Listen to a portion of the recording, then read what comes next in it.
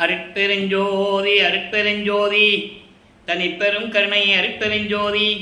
எல்லா உயிர்களும் இன்புற்று வாழ்க, வள்ளல் மலரடி வாழ்க வாழ்க, கொல்லா விரதம் குவளை எல்லாம் ஒங்குக, நல்லோர் நினைத்த நலம் பெறுக, நன்றி நினைத்து எல்லோரும் வாழ்க இசைந்து. உலக மக்களே, அறிவார்ந்த அன்பர்களே, ஆண்மநேய ஒருமைப்பாடுடைய அன்பர்களே, அருட்பெருஞ்சோதி ஆண்டவருடைய திருவிளையாடல்களை பார்த்து கொண்டிருக்கிறோம். அருட்பெருஞ்சோதி ஆண்டவருடைய திருவிளையாடல் கலியுகத்தினுடைய கடைசி திருவிளையாடல் 1823ஆம் ஆண்டு தொடங்கி 30/1/1874 இரவு 12 மணி வரையிலும் அருட்பெருஞ்சோதி ஆண்டவருடைய திருவிளையாடல் தொடர்ந்து நடைபெற்று கொண்டிருந்தன. 1823ஆம் ஆண்டு தொடங்கிய திருவிளையாடல் 1874 ஆண்டு வரை, அதாவது 51 ஆண்டுகள் திருவிளையாடல் நடந்து கொண்டிருக்கிறது. அதற்கான காரணம், ஏற்கனவே இந்த யுகத்திலே, அதாவது இந்த பிரபஞ்சத்திலே ஏற்பட்ட யுகங்கள் 4 யுகங்கள்: கிரேத யுகம், திரேத யுகம், துவார யுகம், கலியுகம். இந்த 4 யுகங்களிலுமே தோன்றி ஒவ்வொரு யுகத்துக்கும் ஆயுள் காலம் உண்டு. கிரேத யுகத்திற்கு 17,28,000 வருடங்கள், திரேத யுகத்திற்கு 12,96,000 வருடங்கள், துவாபர யுகத்திற்கு 8,64,000 வருடங்கள், கலியுகத்திற்கு 5,000 வருடங்கள். கலியுகத்துக்கு 5,000 வருடங்கள் தான் என்பதை நமது பிள்ளை பெருமானவர்கள் ஏற்கனவே தெளிவாக கூறியிருக்கிறார்கள். இந்த 4 யுகங்களிலுமே அந்தந்த ஆயுள் காலம் முடிந்தவுடனே அந்தந்த யுகங்கள் அழிந்துவிடும். இப்போ அந்த 4 யுகங்கள் அழிந்தவுடனே அந்த யுகங்களில் தோன்றிய சமயங்கள், மதங்கள், மார்க்கங்களும் அழிந்துவிடும். அந்த அழிந்துவிட்ட நிலையில் அடுத்த யுகமான, இப்போ நம்ம ஒளி யுகத்தில் இருந்து கொண்டிருக்கிறோம். வல்லப்பமானவர்கள் இதை சதுர யுகம் என்று கூறுவார்கள். இந்த யுகத்திலே இருக்கின்ற மக்களுக்கு ஒரு ஆன்மீக மார்க்கம் வேண்டும். அந்த ஆன்மீக மார்க்கம் சமரசமாக இருக்க வேண்டும்.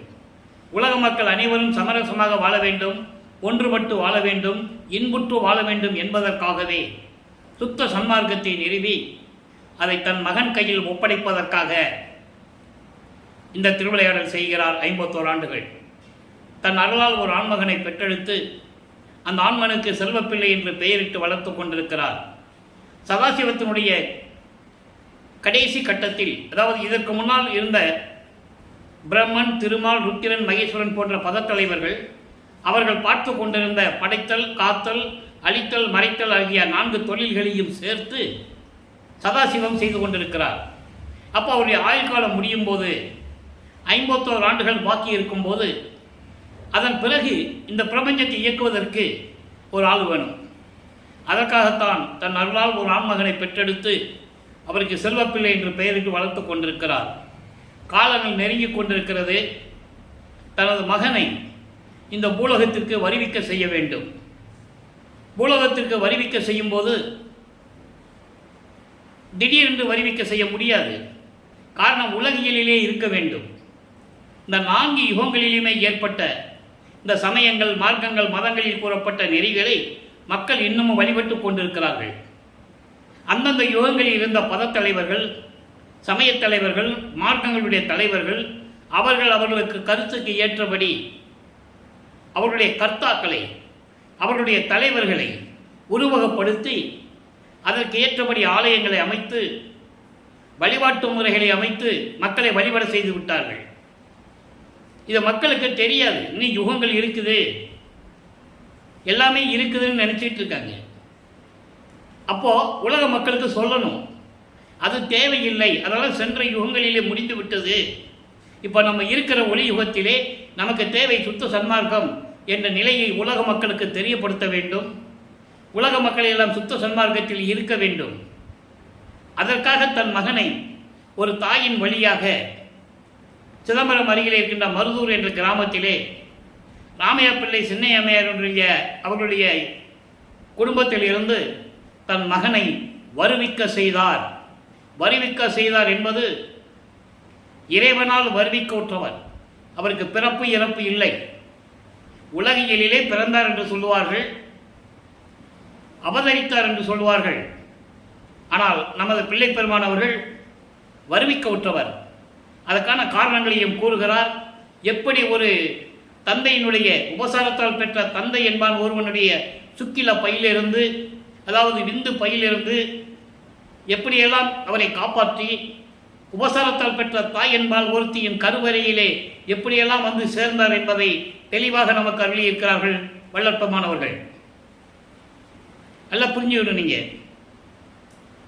அப்போ அதாவது உலகியல் வாழ்க்கையில் அவர் கிட்ட பெயர் ராமலிங்கம், மக்களால் அழைக்கப்பட்டவர் திரு அருட்பிரகாச வள்ளலார். ஆனால் இறைவன் அவர் தன் மகனுக்கிட்ட பெயர் செல்வப்பிள்ளை. அதனால்தான் அவரை நான் பிள்ளை பெருமான் என்று கூறுவதுண்டு. அப்போ இந்த நிலையில் இருக்கும்போது எப்படி ஒரு தாயின் கருவறையிலே வந்து அமர்ந்தார் என்பதிலிருந்து நாம் பார்த்து கொண்டிருக்கிறோம்.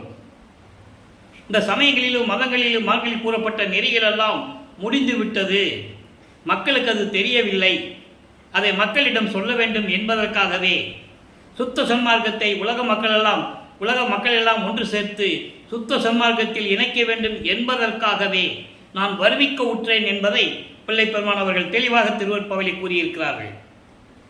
வல்லப்பெருமான் அவர்கள் வருவிக்க உற்று 202 ஆண்டுகள் முடிவடைந்த நிலையிலும் கூட வல்லப்பெருமானுடைய இறைநிலையையும் அவர் எப்படியெல்லாம் வருவிக்க உற்றார் என்பதையும் தன் மகனிடம் எப்படியெல்லாம் திருவிளையாடல் செய்து கொண்டிருந்தார் அருட்பெருஞ்சோதி ஆண்டவர் என்பதையும் உலக மக்களுக்கு யாருமே சொல்லவில்லை. ஒரு ஆள் கூட சொல்லலை. அதனால் உலக மக்களுக்கு தெரியாது. அதனால தான் திருவருட்பாவை அருளி இருக்கிறார்கள். திருவருட்பாவையில் எல்லா உண்மைகளும் உண்டு, அதை நாம் பார்த்து கொண்டிருக்கிறோம்.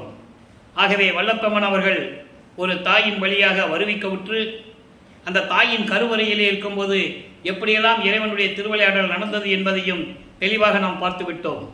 கருவறை இருட்டாக இருக்கிறது என்று சொல்லும்போது தந்தை அருட்பெருஞ்சாண்டவர் தன் மகனுக்கு ஒளி காட்டியதையும், பசி என்று கூறும்போது தனது தந்தை அருட்பெருஞ்சோதி ஆண்டவர் தன் மகனுக்கு அருளமுதம் ஊட்டியதையும், உடம்பு புழுக்கமாக இருக்கிறதை காற்று வரவில்லையே, காற்று வராத இடத்தில் என்னை அடைத்து விட்டாயே என்று கூறும்போது தன் மகனுக்கு அமுத காற்று தென்றல் காற்று வீசியதையெல்லாம் நாம் பார்த்து விட்டோம். அதன் பிறகு இந்த மண்ணுலகத்தை தொட்ட பிறகு, அதாவது ஒரு தாயின் கருவறையிலிருந்து வெளியே வந்த பிறகு 5 மாத குழந்தையிலே சிதம்பரத்துக்கு உலகியல் வழக்கப்படி ஒரு திருவிழாவுக்கு நமது குழந்தை இறைவனை எடுத்து செல்லுகிறார்கள். அங்கே திரைதூக்க தரிசித்த போது வெய்வகை மேல் காட்டாதே எந்தனக்கு வெளியாய் காட்டிய மெய்புறவா மெய்ப்பொருளை என்று கூறுவார். இது தினமும் சொல்ல வேண்டிய கட்டாயத்தில் நாம் இருக்கிறோம். இறைவனுடைய திருவிளையாடல் சொல்லும்போது படிப்படியாக சொல்லி ஆக வேண்டும். அதனுடைய சுருக்கங்களை முன்கதை சுருக்கமாக சொல்ல வேண்டும். அங்கே வெட்ட வெளியாக தன் மகனுக்கு காட்டுகிறார் தன்னுடைய துயரூபத்தை. அதுதான் சிதம்பர ரகசியம், அதுதான் சிவ ரகசியம். அப்போ அதெல்லாம் முடிந்த பிறகு சென்னைக்கு வந்து விடுகிறார்கள். அங்கே 1ஆம் ஆண்டிலிருந்து 8 ஆண்டுகளுக்குள் நமது பிள்ளை பெருமான் அவர்கள் எந்த நிலையில் இருந்தார்கள் என்பதை பார்த்து விட்டோம். பள்ளிக்கூடத்தில் வேண்டி சேர்க்கிறாங்க, படிக்க அவருக்கு மனசு இல்லை, மனம் இடம் கொடுக்கவில்லை. இறைவன் அங்கே திருவிளையாடல் செஞ்சிட்டு இருக்காரு. அப்போ அவர் யாருன்னு அவருக்கே தெரியாது. நமது பிள்ளை பெருமான் அவர்களுக்கு 8 ஆண்டுகள் வரையிலும் அவர் யாருன்னு அவனுக்கே தெரியாது, அவருக்கே தெரியாது. காரணம், உலகில் இருக்கிறது போல் அவரும் நினைச்சிட்டு இருக்காரு, நம்ம இவங்களுக்கு தான் மகனாக பிறந்தோம், இது அண்ணன் உறவு, இது அம்மா, இது அப்பா, அப்பா இறந்துட்டாரு, இது அக்கா, கூட பிறந்த அக்காங்கிற உறவு அவருக்கு அப்போதான் தெரியும். ஏன்னா உலகில் வந்ததுனால அவருக்கு தெரியும். அதனால் சொல்லுவார் ஒரு இடத்துல, வருவிக்க உற்றதனால் ஏற்பட்ட சொந்தங்கள் என்று சொல்லுவார். வல்லப்பெருமானுக்கு சொந்தம் எதுவுமே கிடையாது. தாலி கட்டினாரை தவிர அதுக்கு பிறகு என்ன நடந்ததுன்னு நம்ம இப்போ பார்த்துக்கிட்டு இருக்கோம். அவர் இல்லற வாழ்க்கையில் ஈடுபடவில்லை. அவருக்கு ஒன்றும் குழந்தைங்க பிறக்கலை, பேரம்பேத்திகள்லாம் கிடையாது. இதை ஏன் சொல்லுகிறேன் என்றால், நல்லா கவனிச்சுக்கணும். நீங்கள் உலகியலில் பேரை இருக்காங்க, பேத்தி இருக்கிறாங்க, சொந்தம் இருக்கிறாங்க, இருந்தாங்கலாம் சொல்லுவாங்க. அது உலகியலில் இருந்த வழக்கம். அவருக்கு எனக்கு யாருமே சொந்தம் இல்லை, அருட்பெருஞ்சாண்டவர் தான் அப்பான்னு சொல்லுவார். அப்போ இந்த நிலையில் இருக்கும்போது 8 ஆண்டுகள் வரையிலும் எந்த விதமான அருளை பெற முடியாமல் அவருக்கு யார் என்ற நிலை அவருக்கே தெரியாத நிலையில் இருந்து கொண்டிருக்கிறார். காரணம், இவர் எந்திரிச்சு காலையில் தூங்கி எந்திரிச்சவொன்னு யார் எந்திரிக்க முன்னால் எந்திரிச்சு போயிடுவார். தனிமையான ஒரு இடம் வேணும் அவருக்கு. மனம் ஒரு நிலையில் இல்லை. அப்போ அங்கே கந்த ஹோட்டல்னு ஒரு இடம் இருக்குது சென்னையில், அங்கே போய் உட்காந்துக்குவார், தனிமையில் உட்காந்துக்குவார். பகலெல்லாம் அங்கே இருப்பார். இரவானால் வீட்டுக்கு வந்துடுவார். அப்போ இங்கே பிள்ளைங்க தேடுவாங்கல்ல, பிள்ளையை காணணும், அங்கே இருக்கிறவங்க தேடுவாங்கல்ல, ராமலிங்கத்தை காணோமே, எங்கே போனான்னு தெரியல, சாப்பிட்டானா சாப்பிடலையான்னு தெரியல, எப்படி போனா எங்கே போனான்னு தெரியலன்னு குழம்பிக்கிட்டு இருப்பாங்க. அப்போ இவர் போய் சேர்ந்த உடனே திட்டுவாங்கல்ல. உலகையில் அதான வழக்கம். எங்கடா போனேன், காலையில் எழுந்திரிச்சு நீ வாட்டுக்கு போயிட்ட, நாங்கள் பிள்ளை சாப்பிட்டானா சாப்பிடலையான்னு கூட தேடுறோம், நீ எங்கே போயிட்ட, ஏன்பா இந்த மாதிரி இருந்துகிட்டு இருக்க அப்படின்னு திட்டுவாங்க. அப்போ அவர் மனசு எப்படி புண்பட்டுருக்கும் யோசிச்சு பண்ணி பாருங்க. அப்போ அந்த நிலையில் இருக்கும்போது 9வது ஆண்டில் முதல் 8ல் ஒன்றுமே இல்லை. இந்த 51 ஆண்டுகளையும், அதாவது 1823 1874 இந்த 51 ஆண்டுகளையும் அருட்பெருஞ்சோதி ஆண்டவர் 8 ஆண்டுகளாக பிரிக்கிறார். தன் மகனுக்கு 8 ஆண்டுகளுக்கும் 8 ஆண்டுகளுக்குள் எந்த நிலை நடந்தது, கடைசி 3 வருஷம் 51 48 போக 3, அந்த 3 வருஷம் தான் மேட்டுக்குப்போம். அதை நம்ம பின்னால் அந்த விளக்கத்தை பார்க்க போகிறோம். இப்போ படிப்படியாக பார்த்துக்கிட்டு இருக்கோம். தினமும் அருட்பெருஞ்சாண்டவருடைய திருவிளையாடல் என்ற தலைப்பிலை பதிவு செய்து நம்ம தினமும் பார்த்துக்கிட்டு இருக்கோம். இப்போ 9வது ஆண்டு தொடக்கத்தில் இறைவன் அவன் முன் தோன்றி, நமது குழந்தை இறைவன் முன் தோன்றி, மகனே நீ என்னால் வருவிக்க உற்றவன், நீ எனது மகன், உனக்கு ஞானத்தை கொடுக்கிறேன், பெற்றுக்கொள், மற்ற காரண காரியங்கள் எல்லாம் முன்பருவம் பின்பருவம் காட்டி உனக்கு அருள் செய்வேன் என்று கூறி மறைந்து விடுகிறார். இப்போ நல்லா கவனிக்கணும். ஏன்னா ரொம்ப முக்கியமான இடங்கள் இதெல்லாம். சமயங்களையும் மதங்களையும் மார்க்கங்களையும் சூழ்ந்திருந்த காலகட்டங்களில் இவர் ஒரு சைவ குலத்தில் இருந்து வருவிக்க உற்றதனால் சிவபெருமானை இறைவன் என்று பாடிக்கொண்டிருக்கிறார். சிவபெருமான் தான் இறைவன் என்று வணங்கி கொண்டிருக்கிறார். நமச்சிவாயா, சிவாய நமா, ஓம் சிவாயா, சிவசிவாய் என்று சொல்லி வணங்கி கொண்டிருக்கிறார். இப்போ 9வது ஆண்டு ஆட்கொண்ட உடனே இவருக்கு இறைவனுடைய மகன் தெரிஞ்சிருச்சு. ஆனால் வெளியே சொல்ல முடியாது. அது ஒரு இக்கட்டான சூழ்நிலையில் இருந்து கொண்டிருக்கிறார் நமது குழந்தை இறைவன். மீது எல்லாம் மறைப்பு நிலையில் இருக்கிறது. இதுவரைக்கும் யாருன்னு தெரியாத இறைவன், நமது குழந்தை இறைவன் 9வது ஆண்டிலே இறைவனுடைய மகன் மட்டும் தெரியும். அப்போ இந்த நிலையில் இருக்கும்போது ஞானத்தை பெற்றுக்கொள்ளுகிறார். அப்போ 9வது ஆண்டிலிருந்து 12 ஆண்டுகளுக்குள் 1ஆம் திருமுறை உருவாகிறது. நல்லா கவனிக்கணும். இதை யாருமே மக்களிடம் சொல்லலை. மற்றதெல்லாம் சொன்னாங்க, புராணங்களிலும் காவியங்களிலும் நடந்ததெல்லாம் சொன்னாங்க. நண்பர்களை, நான் ஏற்கனவே கூறியது போல திருவெற்பாவை பற்றி பேசும்போது மற்ற நூல்களையோ மற்றவர்களையோ நான் பற்றி பேசுவதில்லை. இருந்தாலும் சில இடங்களில் மக்களுக்கு புரிய வேண்டுமே என்றதுக்காக நான் சில எடுத்துக்காட்டுகளை கூற விரும்புகிறேன். நடந்ததெல்லாம் உண்மைதான். உதாரணமாக திரு ஞானசம்பந்தம் அவர்கள் சிறு குழந்தையாக இருக்கும்போது 3 வயதிலே அம்மையினுடைய அருள்பால் குடித்து ஞானம் பெற்றார் என்று சொல்லுவார்கள். உண்மைதான், வல்லற்பமானே கூறுகிறார், திருவெற்பாவிலே கூறுகிறார். அப்படி ஞானம் பெற்று பாடினார் என்று சொன்னார்கள்.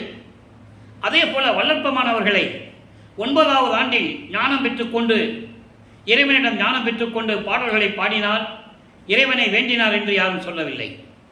அதனால்தான் திருவெற்பாவிலிருந்து ஒவ்வொரு திருமுறையிலிருந்தும் இறைவன் கொடுத்த விளக்கத்தின்படி, இறைவனுடைய தயவாலயம் கருணையாலயம் பெற்ற விளக்கத்தின்படி இந்த வள்ளலார் ஊழியன் விளக்கங்களை கூறிக்கொண்டிருக்கிறேன். இப்போ திருவருள் முறையீடு ஞானம் பெற்றுக்கொண்டார். மக்கள்கிட்ட யாரும் சொல்லலை, அவ்வளோதான். மக்கள்கிட்ட சொன்னதெல்லாம் வளர்ப்புமான ஒரு வட்டத்துக்குள்ளேயே நிப்பாட்டிட்டாங்க. மருதூரில் பிறந்தார், சின்னையம்மையாருக்கு ராமையா பிள்ளைக்கும், சின்னையம்மையார் வந்து 6வது மனைவி, இவர் 5வது மகனாக பிறந்தார். சின்ன வயசில் அப்பா இறந்துட்டாரு, கூப்பிட்டுட்டு பொன்னேரி போனாங்க, அங்கே இருக்க முடியல, சென்னைக்கு போனாங்க. இப்படி ஒரு நிலையை ஒரு வட்டத்துக்குள்ளேயே வச்சு வளர்ப்பமான வச்சு சொல்லிக்கிட்டு இருந்தாங்க இல்லையா? அந்த உண்மைகளை, திருவெற்பாவில் கூறப்பட்ட உண்மைகளை மக்களுக்கு சொல்ல வேண்டும். இப்போ 9வது ஆண்டிலிருந்து 12 ஆண்டுகளுக்குள் என்ன நடந்தது?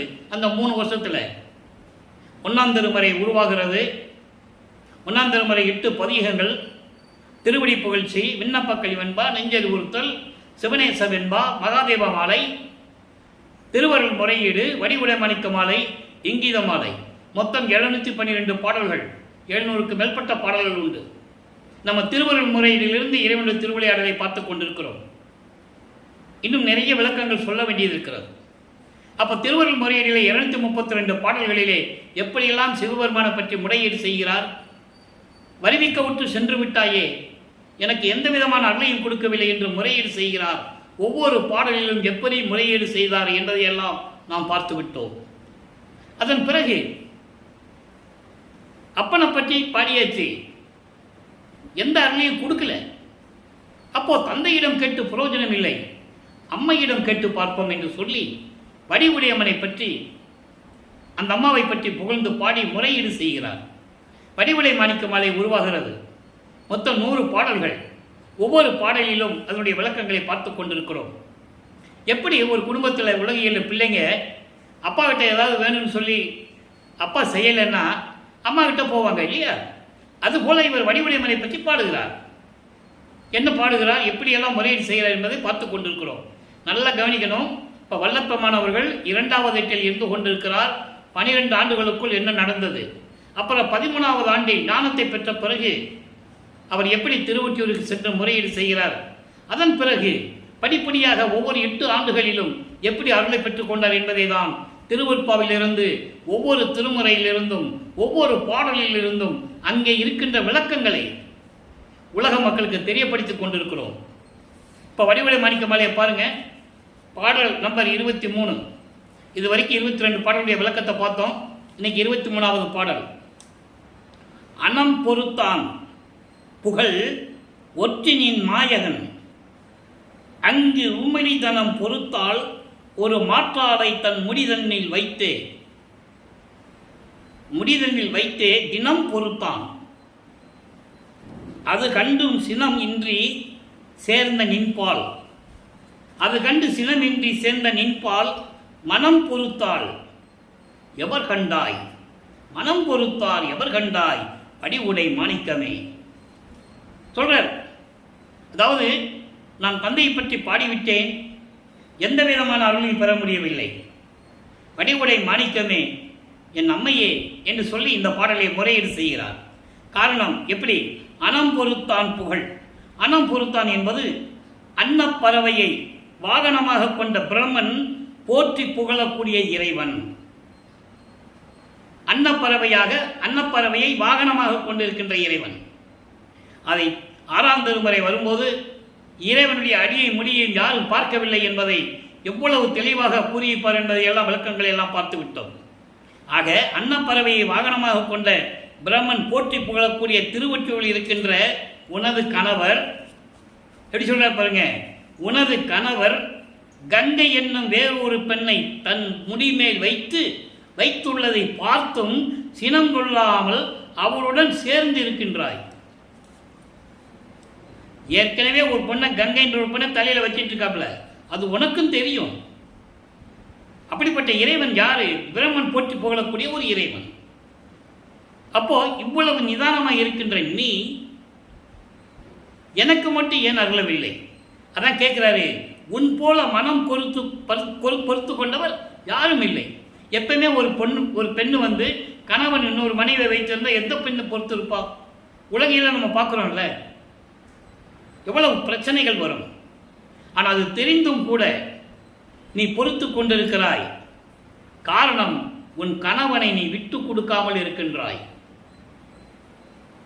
ஆனால் நான் உன் கணவனை பற்றி பாடி அருளை பெற வேண்டும் என்று ஏங்கிக் கொண்டிருந்த காலகட்டங்களில் ஏன் எனக்கு நீ அருளவில்லை, ஏன் இல்லை என்று கூறி முறையீடு செய்து எனக்கு விரைவில் வந்து அருள்வாயாக. இப்படி பொறுமையாக இருக்கும் நீ எனக்கு மட்டும் ஏன் அருளை கொடுக்கவில்லை? விரைவில் வந்து எனக்கு அருள வேண்டும் வடிவுடை மாணிக்கமே என்று கூறுகிறார். ஆக இந்த நிலைகளெல்லாம் மாறிய பிறகு 13வது ஆண்டில் ஏற்கனவே ஞானம் பெற்றுக்கொண்டார். முதலாக சென்னையிலிருந்து ஏழுகணர் பகுதியில் இருக்கின்ற வீராசாமி முதலியார் தெருவிலிருந்து அங்கே திருவொற்றியூருக்கு செல்ல வேண்டும். மனம் அங்கே போக சொல்லுகிறது, மனம் தள்ளி விடுகிறது. மனம் போக சொல்லுகிறது என்பது சொல்வதை விட அருப்பஞாண்டவர் அங்கே திருவிளையாடல் செய்கிறார், மனதை தூண்டி விடுகிறார். என் மகனை அங்கே கொண்டு செல் பாடல்களில் இருக்கிறது. அன்பர்களே, நான் ஏற்கனவே கூறியது போல இங்கே பேசுவதெல்லாம் விளக்கங்கள் எல்லாம் திருவொற்பாவில் இருக்கின்ற ஒவ்வொரு பாடலுடைய விளக்கங்கள் என்பதை நீங்கள் புரிந்து கொள்ள வேண்டும். கற்பனையோ அல்ல, கதையோ அல்ல, எல்லாவற்றுக்கும் விளக்கம் உண்டு. யாரும் மறுக்க முடியாது. ஆக இந்த நிலையில் இருக்கும்போது திருவொற்றியூர் செல்லுகிறார். அப்போ அவர் எங்கே போனால் நடந்து தான் செல்லணும். நமது குழந்தை இறைவன் வல்லப்பமானவர்கள் அப்போ எங்கே போனால் நடந்து தான் செல்லணும். கால் வலிக்கும்ல, எவ்வளோ தூரம் நடக்கிறது. நடந்து செல்லுகிறார். அங்கே போய் தியாகராஜ பெருமானை போற்றி போற்றி பாடுகிறார், முறையீடு செய்கிறார். 2ஆம் திருமுறை உருவாகிறது. 113 பதிகங்கள், 1207 பாடல்கள். இதுவரைக்கும் 26 பதிகங்களை பார்த்துருக்கோம். ஒவ்வொரு பதிகத்திலும் எப்படியெல்லாம் இறைவனிடம் முறையீடு செய்தார் என்பதையெல்லாம் பார்த்து விட்டோம். 26 பதிகங்களும் அதனுடைய விளக்கங்களை எல்லாம் பார்த்து விட்டோம். இவர் போய் முறையீடு செய்கிறது, அழுகிறது, எந்த விதமான பதிலும் இல்லை. அதன் பிறகு திருமலை வாயிலுக்கு செல்லுவார். அங்கே மாசிலாமணி மாசிலாமணி என்று பாடி பாடி உருகுவார். என்னை வருவிக்க செய்துவிட்டு நீ சென்று விட்டாயே, நான் இந்த பூலோகத்திலிருந்து எவ்வளவு துன்பப்பட்டு கொண்டிருக்கிறேன், எவ்வளவு அவமானங்கள், எவ்வளவு பேச்சுகள், இதையெல்லாம் தாங்கி கொண்டிருக்கின்றன என் தந்தையே, நீ வந்து எனக்கு அருள வேண்டாமா என்று சொல்லி வேண்டுகிறார். நல்லா கவனிக்கணும். இப்போ சிவபெருமான் சொல்லி தான் வணங்குவார். நமச்சிவாயா சிவாய நம்மெல்லாம் சொல்லிட்டு இருப்பார். சமயத்தினுடைய சைவ சமயத்துடைய அடையாளமாகிய திருநீரை பூசிட்டு இருக்காரு, உத்தராட்ச மாலை போட்டுட்டு இருக்கிறாரு. சைவ சமயங்களில் என்னென்ன வழிபாடு இருக்கோ அத்தனையும் பண்ணிட்டு இருக்கிறாரு. இது உண்மை, திருவருட்பாவில் நாம் கண்ட உண்மை. ஏன் இதை சொல்கிறோம்னா, அப்புறம் இதெல்லாம் வேண்டாம்னு சொல்கிறாருல்ல. தன் மகனை அருப்பஞ்சாண்டவர் இதெல்லாம் இருக்க வைக்கிறார். அதை நீங்கள் புரிஞ்சுக்கணும். இப்போ இந்த நிலையில் இருக்கும்போது அங்கேயும் ஒரு புரோஜனம் இல்லை. அப்போ திருவள்ளி தாயத்துக்கு போகிறாரு. அங்கேயும் உருகி உருகி பாடுறாரு. கந்த துணியை கட்டியிருக்கைய, யாரை இப்போ ஏமாத்த இருக்கிற, எனக்கு ஒரு துணியை கூட நானும் கட்டிட்டு நிற்கிறேன் அப்படிலாம் சொல்லுவார். அந்த நிலைகளெல்லாம் கடந்த பிறகு இப்போ எழுத்தறியும் பெருமான் மாலை 2ஆம் திருமுறையிலே 23வது பாடலிலே என்ன கூறியிருக்கிறார், எப்படியெல்லாம் முறையீடு செய்கிறார் என்பதை பார்க்க போகிறோம். போகின்ற வஞ்சகரை போக்கி ஒன்றன் பொன்னடிக்கு ஆளாகின்ற மேலோர் அடி வலுத்தா நாயேருக்கு பாகின்ற நீ சுவையில் பாங்காகும் நின் அருளை ஈகின்றது என்றோ. எப்ப தருவ அப்படின்னு கேட்கிறார். ஈகின்றது என்றோ எழுத்தறியும் பெருமானே. அதனுடைய விளக்கம் பாருங்க. அதாவது வழியில் போகின்ற வஞ்சக மனம் கொண்டவர்களையெல்லாம் திருத்தி போறவங்க வாரவங்களுக்கெல்லாம் அருள் கொடுக்குற. என்ன சொல்றார் பாருங்க. போறவங்க வர்றவங்க, தீய செயல் செய்கிறவங்க, வஞ்சக மனம் கொண்டவர்களுக்கெல்லாம் அவங்களை திருத்தி அருளை கொடுக்குற. உன்னுடைய பொன்னான திருவடிக்கு அடிமையாக்கி தொண்டு செய்யும் உன்னுடைய அடியார்களின் திருவடிகளை வணங்காத, நான் உன்னுடைய அடியார்களை வணங்காமல் இருந்து கொண்டிருக்கிறேன். அப்படி வணங்காத நாய் போல வீணாக தெரிந்து கொண்டிருக்கின்ற இந்த இழிந்தவனை அப்பா கிட்ட சொல்லும்போது, தந்தையிடம் சொல்லும்போது, அப்போ அவர் தானே தந்தை, சிவபெருமான் தான் தந்தை நினச்சிட்டு இருக்கிறாரு. அவருக்கு பிறந்த அருப்பஞ்சாண்டவர் சொல்லுவார். அந்த நிலையில் நம்ம பார்க்க போகிறோம். அப்போ அவருக்கு தெரியாது அருப்பஞ்சாண்டவர் ஒரு கடவுளே இருக்கிறாரு, சுத்த சன்மார்க்கன்னு ஒரு மார்க்கம் இருக்குன்னு அப்போ அவருக்கு தெரியாது. அப்போ இப்படி இருக்கின்ற என்னை எனக்கு வெள்ளப்பாகு போல, வெள்ளப்பாகு இனிக்கும்ல, அதுபோல உன்னுடைய அருளை எனக்கு எப்போ தரப்போகிறாய், உனது அருளை எப்பொழுது தரப்போகிறாய் சொல்ல, எழுத்தறியும் பெருமானே, எப்படி நீ அருளை கொடுக்கப் போகிறாய் என்று முறையீடு செய்கிறார். இப்போ நிலைகள் மாறுகிறது. 2-8 முடிஞ்சு போச்சு. 2-16 16 ஆண்டுகள் முடிஞ்சு போச்சு. வல்லப்பமானர்கள் வருவிக்க விட்டு 16 ஆண்டுகள் முடிஞ்சு போச்சு. இப்போ 3வது எட்டில் அடியெடுத்து வைக்கிறார். 3ஆம் திருமுறை உருவாகிறது. 19 பதிகங்கள், 235 பாடல்கள், எல்லா விளக்கங்களையும் பார்த்து விட்டோம். அப்போ 3வது எட்டில் என்ன நடந்தது, ஒரு சுருக்கம். அதனுடைய சுருக்கம் 19 பதிகங்களிலும் இவர் போவார். இப்போ காட்சி கொடுப்பார். இப்போ காலங்கள் மாறுகிறது, காட்சிகள் மாறுகிறது. ஏன்னா ஆண்டுகள் கடந்து வருகிறது. இப்போ மகனுக்கு காட்சி கொடுப்பார். இவர் தெருவில் நின்று பார்ப்பார். மூலஸ்தானத்தில் காட்சி கொடுப்பார், மறைஞ்சிடுவார், பேசுறதில்லை. காட்சி கொடுக்குறதும் சரி. அப்போ இவருக்கு ஒரு நம்பிக்கை வருகிறது. இறைவன் காட்சி கொடுத்து விட்டான், எப்படியும் அருளை பெற்று விடலாம். அந்த உறுதி வந்துச்சு அவருக்கு. அதுக்கப்புறம் இவ்வளவு நடந்து கூட ஒரு வார்த்தை கூட பேச மாட்டேன்ற ஒரு ஏக்கம் இருக்க தானே செய்யும். நல்லா கவனிங்க, இறைவனுடைய மகனும் தெரியும், இறைவனால் வருவிக்க விட்டவனும் தெரியும், இப்போ இறைவன் காட்சி கொடுக்குறாருன்னு தெரியுது, ஆனால் எதுவுமே பேசுறது இல்லை. அப்போ மனசு எப்படி இருக்கும்? அப்போது அந்த நிலையில் ஒரு நாரையும் கிளியையும் தூது அனுப்புவது போல பாடல்களை அனுப்பியிருப்பார்கள். நாரையும் கிளியும் நாட்டொரும் தூது. இவர் மனசில் என்னென்ன இருக்குதோ எல்லாம் சொல்லி தூது அனுப்புவார். போன நாரையும் வராது, கிளிகளையும் வராது, அவர் விட்டால் தானே வரும். இந்த நிலையில் எப்படி உலகில் கஷ்டப்பட்டால் போய் ஜோசியம் பார்ப்பாங்கல்ல, குடும்பத்தில் ஒரு நல்லது செய்யணும், இல்லை குடும்பத்தில் கஷ்டம் இருக்குது, இதெல்லாம் நீக்கணும், ஏதாவது பரிகாரம் வேணுமா, யாரும் விட்டு ஜோசியங்காலன்னு அலைவாங்க. அதே போல் இவரும் ஒரு குலத்தை பெண்ணிடம் போய் ஜோசியம் பார்க்குறாரு. குரி ஆராய்ச்சின்னு இருக்கும் ஒரு பதியத்தில் பார்த்தோம், ஜோதிட நாடல் என்ற ஒரு பதியத்தில் பார்த்தோம். ஒரு ஜோசியர்கிட்ட போய் இறைவனை பற்றி சொல்லி அவர் வருவாரா வரமாட்டாரான்னு எனக்கு தெரியல, எப்போ வந்து எனக்கு அருளை கொடுப்பான்னு தெரியல, ஜோசியம் பார்த்து சொல்லணும்லாம் சொல்லுவார். அதில் எந்த விதமான பலனும் இல்லை. கடைசியாக இவர் 19வது பதிகத்திலே காதல் மாட்சி என்ற பதிகத்திலே 10 பாடல்களை அருளியிருப்பார்கள். அந்த 10 பாடல்களிலும் சிவபெருமான் இவரை பார்த்து எப்படி தெருவழியாக ஓடுகிறார், பதில் கொடுக்காமல் எப்படி ஓடுகிறார் என்பதையும் பார்த்து விட்டோம். எப்படின்னா தெருவில் நிற்பார், முன்னால் காட்சி கொடுத்துட்டு அப்படியே மறைஞ்சிருவார். இப்போ அப்படி இல்லை, காட்சி விட்டு அப்படியே நடந்து வரார். இவருக்கு ரொம்ப சந்தோஷம், எப்படி இன்னைக்கு நம்மளுக்கு வந்து அருளை கொடுத்துருவான்னு மனம் மயங்கி மயங்கி அப்படியே மகிழ்ச்சி வெள்ளத்தில் மகிழ்ச்சி வெள்ளத்தில் அப்படியே இருப்பார், மூழ்கி இருப்பேன்னு சொல்லுவார். அப்போது பக்கத்தில் வந்து கன்னத்தை கிள்ளி முதுகை தட்டி விட்டு 10 பாடலையும் ஒவ்வொரு விதமாக சொல்லுவார். ஒரு பாடலை கன்னத்தை கிள்ளி செல்லமா எப்படி இருக்க மகனேன்னு சொல்லி திரும்பி பார்க்காம ஓடுறது, முதுகை தட்டி விட்டு ஓடுறது, மேலாடையை எடுத்துக்கிட்டு ஓடுறது, இப்படி ஒவ்வொரு பாட்டிலையும் சொல்லுவார். இப்போ இவர் சிவபெருமான் இவரை பார்த்து பக்கத்தில் வந்து அப்படியே யூட்டன் எடுத்து தெருவழியாக ஓடுறாரு. ஐயோ இறைவன் ஓடுறாருன்னு சொல்லி இவர் பின்னாலே ஓடுவார். பாட்டில் என்ன ஓடினாலும் அவர் ஓட்டத்தை பிடிக்க ஒண்ணாதே அப்படின்லாம் சொல்லுவார். ஓட்டத்தை பிடிக்க முடியல. அப்போது அந்த நிலையில் அவருக்கு மட்டும்தான் தெரியும் சிவபெருமான் ஓடுறது, அங்கே இருக்கிறவங்களுக்கு தெரியுமா? தெரியாது. அதை ஒரு பதிகத்தில் பாடலில் சொல்லியிருப்பார், 10 பாடலில். அப்படியே உள்ள உருகும், கல்ல தண்ணி வரும், அப்படி இருக்கும் அந்த விளக்கம். எப்படி சொல்லுவாங்கன்னா, ராமலிங்கம் ஏன்னா தினமும் பார்க்குறாங்கல்ல, ராமலிங்கம் என்னப்பா ஓடுற அப்படின்னு சொல்கிறாங்க, கேட்குறாங்க.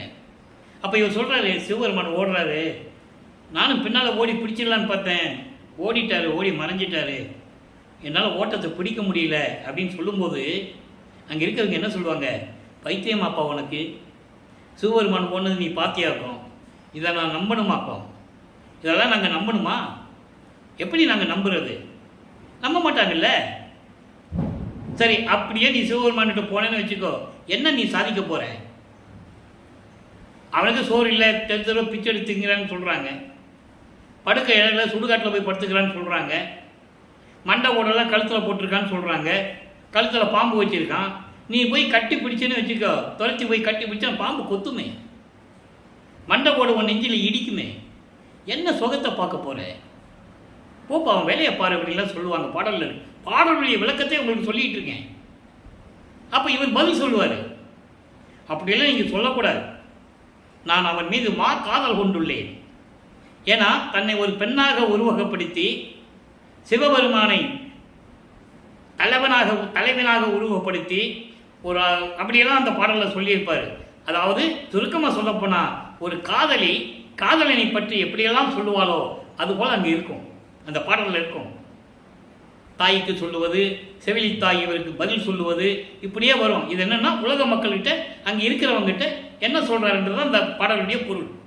அப்போ இவர் பதில் சொல்லுவார், நீங்கள் அப்படியெல்லாம் சொல்லக்கூடாது, நான் அவன் மீது காதல் கொண்டுள்ளேன், அளவற்ற காதல் கொண்டுள்ளேன், அவனை எப்படியாவது நான் பிடிச்சிடுவேன். பாம்பு கழுத்தில் பாம்பு இருந்தாலும் சரி, அது என்னை கொத்துனாலும் சரி, அவன் பிச்சை எடுத்து சாப்பிட்டாலும் சரி, எப்படி இருந்தாலும் சரி, நான் அவனை அடையாமல் விட மாட்டேன் என்று சொல்லுவார். இந்த விளக்கத்தையெல்லாம் நம்ம பார்த்துட்டோம். இப்போ 3வது விட்டு முடிஞ்சிடுச்சு அவருக்கு. அதாவது 24 ஆண்டுகள் முடிஞ்சு போச்சு, இந்த பூலோகத்துக்கு வந்து 24 ஆண்டு முடிஞ்சு போச்சு. அப்போது 4வது எட்டில் அடி எடுத்து வைக்கிறார்.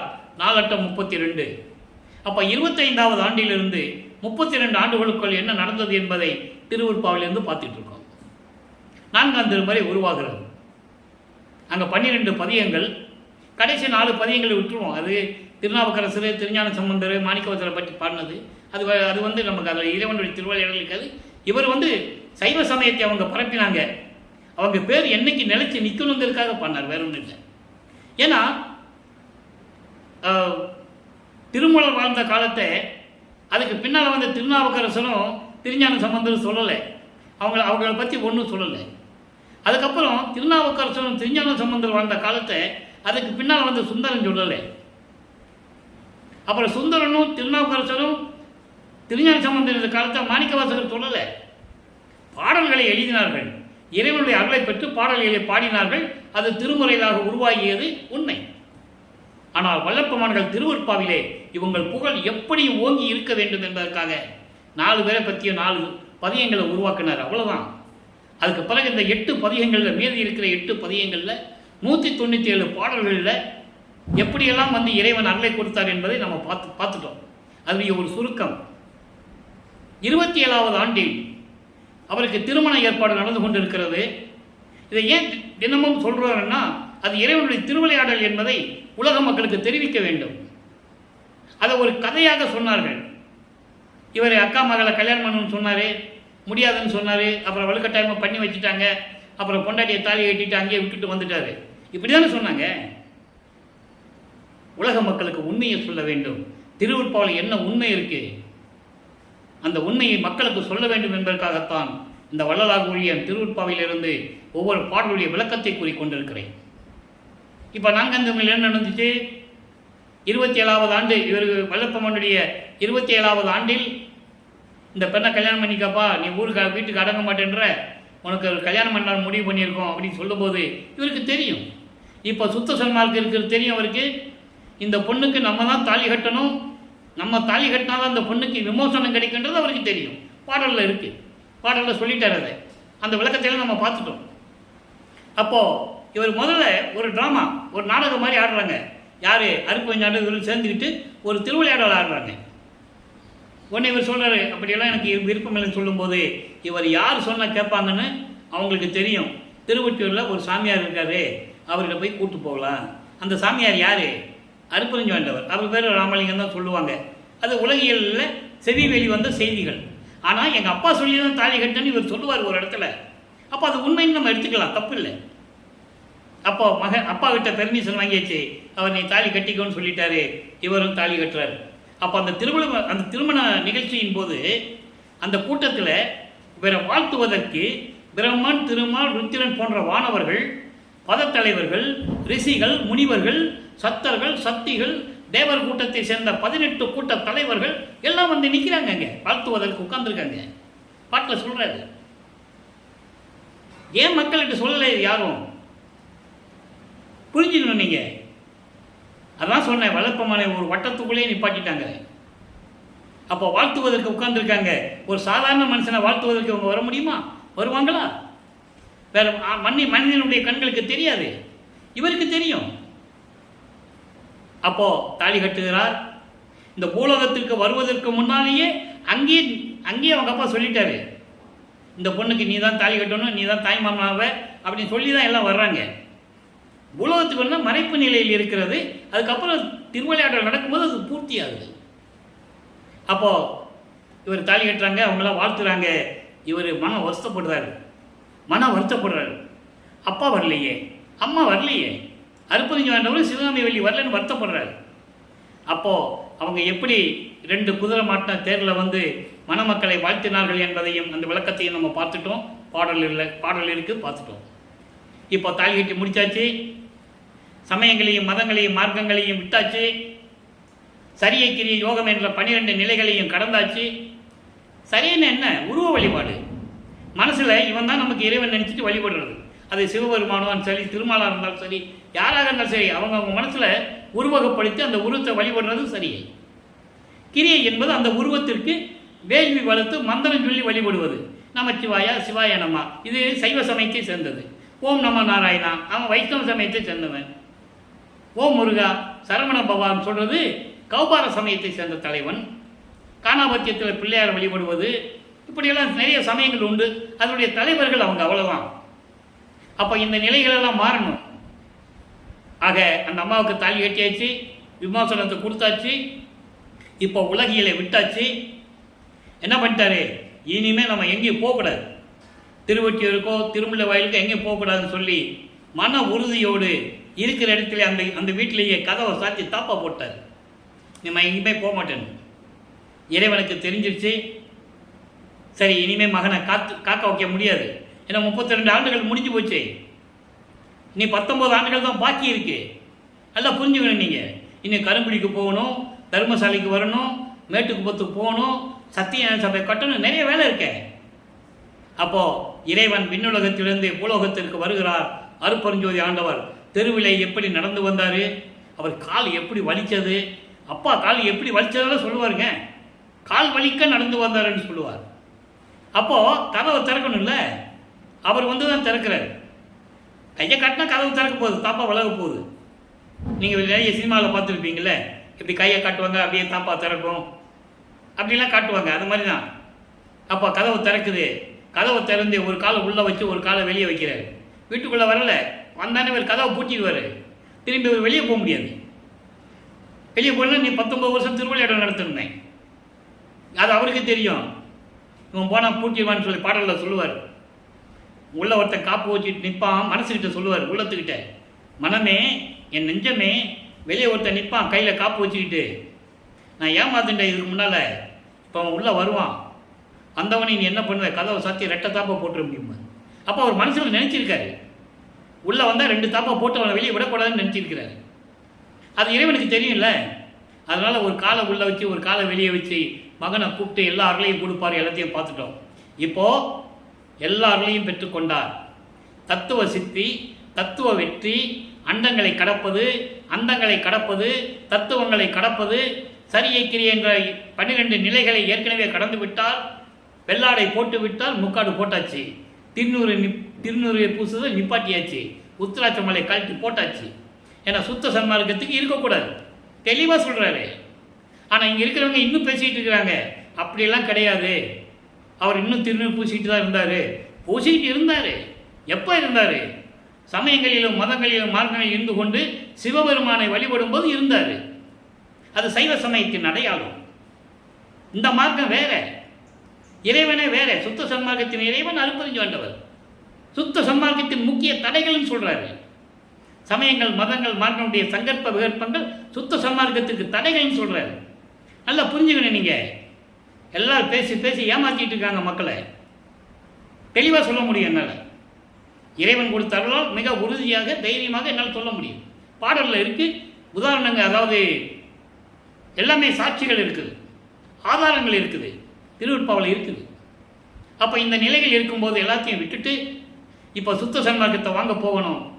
அங்கே இருந்து கொண்டு சென்னையிலிருந்து 33வது ஆண்டு தொடக்கத்தில் 40 ஆண்டுகளுக்குள், அந்த 8 ஆண்டுகளுக்குள் எப்படியெல்லாம் அருளை பெற்றுக்கொண்டார் என்பதை பார்த்து விட்டோம்.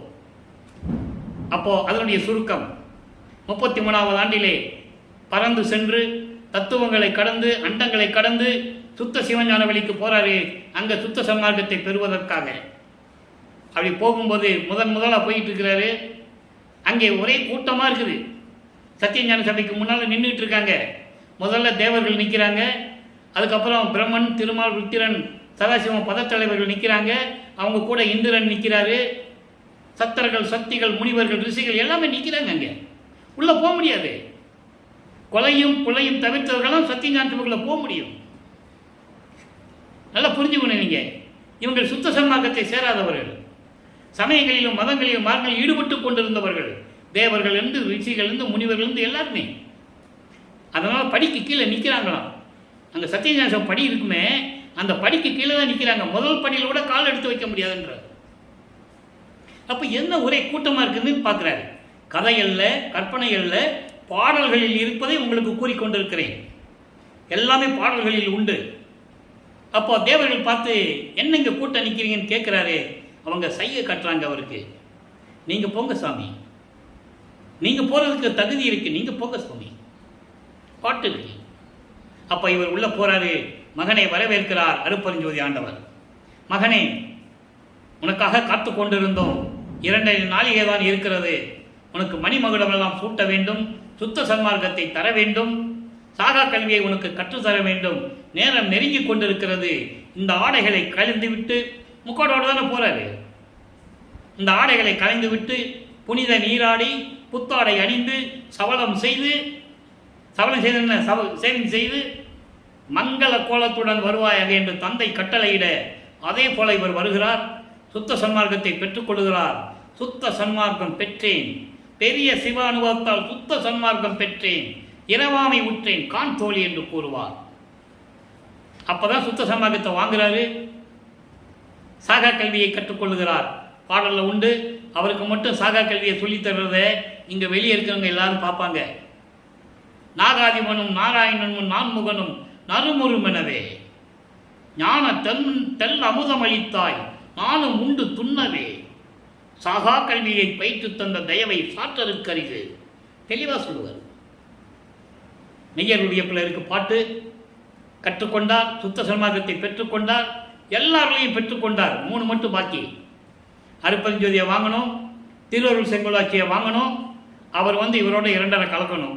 இந்த 3 நடக்கிறது மேட்டுக்குப்பத்தில். அது நம்ம பின்னால் பார்க்க போகிறோம். இப்போ வல்லப்பமானவர்கள் 5 எட்டுகளை முடிந்து 40 ஆண்டுகள் முடிந்து 41வது ஆண்டிலிருந்து 48 ஆண்டுகளுக்குள் என்ன நடந்தது என்பதை இப்போ நம்ம பார்த்துக்கிட்டு இருக்கோம். 6வது எட்டில் என்னென்ன நடந்தது, அங்கே விண்ணுலகத்தினுடைய நேரம் எல்லாவற்றையும் பெற்றுக்கொண்டு பூலோகத்திற்கு வருகிறார். கருமொழியிலே அமர்ந்து கொள்கிறார். அதை உறைவிடமாக ஏற்றுக்கொள்ளுகிறார். அதற்கு முன்னால் செய்திகள்லாம் நம்ம பார்த்துட்டோம். செவிவிலே செய்திகள்லாம் உண்டு. அந்த விளக்கத்தில் நாம் பார்த்துட்டோம். இப்போ கருமொழியில் இருக்கும்போது என்ன நடந்தது, அருட்பெருஞ்சாண்டவரும் தந்தையும் மகனும் எப்படியெல்லாம் உரையாடினார்கள், எப்படியெல்லாம் அருளை பெற்றுக்கொண்டார் என்பதையெல்லாம் திருவருட்பாவிலிருந்து ஒவ்வொரு பாடலிலிருந்தும் 6ஆம் திருமுறையிலிருந்து நாம் பார்த்து விட்டோம். 6வது எட்டு வரும்போது முழுசாக 6ஆம் திருமுறை. நல்லா புரிஞ்சுக்கணும். நீங்கள் அது 1லிருந்து 5 திருமுறைகளும் 32 ஆண்டுகளுக்குள் முடிஞ்சிருச்சு. 33வது ஆண்டிலிருந்து எல்லாமே 6ஆம் திருமுறை. அப்போ 6ஆம் திருமுறை எல்லா பாடல்களையும் ஒவ்வொரு பதியமாக ஒவ்வொரு பாடலின் எல்லா விளக்கத்தையும் பார்த்து விட்டோம். நீங்கள் நினைத்தால் நீங்கள் நம்ம யூடியூப்பில் போய் நீங்கள் இதுக்கு முன்னால் இந்த பதிவுகள்லாம் நீங்கள் பார்க்கலாம். அப்போ எல்லாம் முடித்த பிறகு கருமொழியிலே ஒரே நாளிலே தர்மசாலையை நிறுவி பார்வதிபுர மக்கள் ஏற்கனவே பேசி முடித்தது தான். அதெல்லாம் தந்தையும் மகனும் திட்டமிட்டபடி, அருட்பெருஞ்சாண்டவரும் வல்லப்பமானவரும் திட்டமிட்டபடி ஏற்கனவே பேசி முடித்தது அது. இங்கே தர்மசாலையை 23/5/1867 ஆண்டு நிறுவுகிறார். ஒரே நாளில் தர்மசாலையை நிறுவி அன்றே அணைய அடுப்பை மூட்டி உணவை சமைத்து பசியோடு வருகின்றவர்களுக்கு பரிமாறி பசியை போக்கிக் கொண்டிருக்கிறார் நமது இறைவன் வல்லப்பமானவர்கள். அங்கேதான் ஜீவகாருண்ய ஒழுக்கம் உருவாகிறது. எல்லாமே உருக்கமாக இருக்கும், மனம் உருகும். இந்த பிரபஞ்சத்திலேயே அணையடுப்பை மூட்டி பசியை போக்கக்கூடிய ஜீவகாருண்ய ஒழுக்கத்தை உலக மக்களுக்கு சொல்லியது வல்லப்பமான் ஒருவர் தான் என்பதை இங்கே நான் பதிவு செய்ய கடமைப்பட்டிருக்கிறேன். அப்போ இந்த நிலையில் இருக்கும்போது ஜீவகாருண்ய ஒழுக்கம் உருவாகிறது. ஜீவகாருண்ய ஒழுக்கம் 7 பிரிவுகளிலே இருக்கு. அதை நம்ம பின்னால் பதிவு பண்ண போகிறோம். இப்போ அதற்கிடையிலே 1869ஆம் ஆண்டு நீதிமன்றத்திலே, கடலூரிலே மஞ்சக்குப்பம் கோர்ட்டிலே அந்த நீதிமன்றத்திலே வழக்கு தொடர்ந்தார் ஆறுமுக நாவலர் என்ற ஒரு புலவர். அந்த வழக்குடைய சாராம்சம் எல்லாம் சொல்லிதாகணும், மக்களுக்கு விளங்கணும்ல. இறைவனுடைய திருவிளையாடல் அங்கே எப்படி நடந்தது சொல்லணும்ல. சிவபெருமான் கோர்ட்டில் சாட்சி சொன்னது, காஞ்சி காமாட்சி சொன்னது, சமயபுரம் மீனாட்சி மாரியம்மாள் சொன்னது, மதுரை மீனாட்சி சொன்னது, எல்லாம் புராணங்களிலே நடந்தது, எல்லாம் சொன்னாங்க. ஆனால் இது சொல்லலை மக்கள்கிட்ட அங்கே என்ன நடந்ததுன்னு. எந்திரிச்சு நின்னாங்க, வழக்கு தள்ளுபடி ஆயிடுச்சு, ஒரே வார்த்தையில் முடிச்சுட்டு போயிட்டாங்க. அப்படி அல்ல. ஒரு நீதிமன்றத்திலே வக்காலத்து வாங்கி ஒரு வக்கீலை நியமனம் பண்ணி, இவருக்கு ஆறுமணவளுக்கு வக்கீல் யாருன்னா முத்துசாமி ஐயர்னு ஒருத்தர். முத்துசாமி ஐயர் இவருக்கு வக்கீல். நீதிபதி பிரிட்டிஷ்காரர், அவர் பேர் தெரியல, தேடி பார்த்துட்டு இருக்கேன், கிடைச்சா உங்களுக்கு நான் சொல்கிறேன். பிரிட்டிஷ்காரருடைய பேர் தெரியல, ஆனால் ஐயர் முத்துசாமி ஐயர்ன்றது நல்லா தெரியும், விளக்கங்கள் இருக்குது. அப்போது இப்படியெல்லாம் வழக்கு போட்டாச்சுன்னா விசாரணை இல்லாமல் வழக்கு தள்ளுபடி ஆகாது. நல்லா புரிஞ்சுக்கணும். நீங்கள் எந்திரிச்சு நின்னா எந்த வழக்கு தள்ளுபடி ஆகும் சொல்லுங்க பார்ப்போம். வாதி உட்கார்ந்துட்டு இருக்காரு, பிரதிவாதி வர்றாரு. பிரதிவாதி வந்த உடனே வாதியும் வாதியோட சேர்ந்த மக்கள் எல்லாம் எந்திரிச்சு நின்னா எப்படி வழக்கு தள்ளுபடி ஆகும்? யோசனை பண்ணி பார்க்கணும் நீங்க. அப்ப அங்க என்ன நடந்தது? எல்லாம் ரெடியா இருக்கிறாங்க. நீதிபதி வந்தாச்சு, வாதியை கூப்பிடுங்கன்றாரு. இவர்கிட்ட கேட்குறாங்க, நீங்கள் எப்படி வழக்கு தொடங்கிங்கன்னு கேட்குறாங்க. இவர் பதில் சொல்வார். யார்? ஆறுமுகனாவலர். வடலூரில் ராமலிங்க பிள்ளைன்னு ஒருத்தர் இருக்கிறாரு. எந்த பள்ளிக்கூடத்துலையும் பாடசாலையிலையும் படிக்கலை. அவர் எந்த கல்லூரியிலையும் படிக்கலை, புலவர் பட்டம் பெறலை. இலக்கண இலக்கிய பிழைகளோடு திருவற்பான்ற பாடலை எழுதி திருவற்பான்னு பேர் வச்சிருக்கிறாரு. நாங்கள் சமயங்களையும் மதங்களையும் மார்க்கங்களையும் ஜாதிகளையும் சார்ந்து இருக்கிறவங்க. நாங்கள் எங்கள் மனசெல்லாம் புண்படுது, எங்களை இழிவுபடுத்துகிறாரு. இது முறையான பாடல்கள் அல்ல, இதை மறுப்பா என்று அறிவிக்க வேண்டும் என்று சொல்லி வழக்கு. இதான் வழக்கினுடைய சாராம்சம். அப்போ இவர் போறாரு, இவரை கூப்பிடுறாங்க. நீதிபதி சொல்லுவார்ல, ஊழியர்கிட்ட சொல்லுவார், எப்பா அந்த பிரதிவாதியை கூப்பிடுப்பா. சொல்லும்போது 3 தடவை கூப்பிடுறாங்க. அது வரைக்கும் வல்லப்பமா நாங்கள் இல்லை, எல்லாம் சந்தோஷமா இருக்கிறாங்க. ராமலிங்கம் வரல, கேஸ் நம்ம பக்கம் தான் ஜெயிக்கணும், சந்தோஷமா இருக்கிறாங்க. அப்போ அவரு அந்த ஊழியன் ராமலிங்க பிள்ளை 3 தடவை சொல்லும்போது அங்கே டக்குன்னு நிற்கிறார். அங்கே எழுந்தருளுகிறார். அப்போ எல்லாம் பார்க்குறாங்களா, இது வரைக்கும் இவர் இல்லையே, எப்படி வந்தார் திடீர்னு? ஆனால் இங்கே இருக்கிறவங்க என்ன சொல்லுவாங்க? மாட்டு வண்டியில் போனார், நடந்து போனார், இப்படி தான் சொல்லி நீங்கள் கேள்விப்பட்டிருப்பீங்க. அவருடைய இறைவன் அவர் நினைத்த இடத்தில் இருப்பாருன்னு ஏன் மக்கள்கிட்ட சொல்லலை? சொல்லியிருந்தால் மக்களுக்கு தெரிஞ்சிருக்குல்ல, இறைவனுடைய திருவிளையாடல் தெரிஞ்சிருக்குல்ல.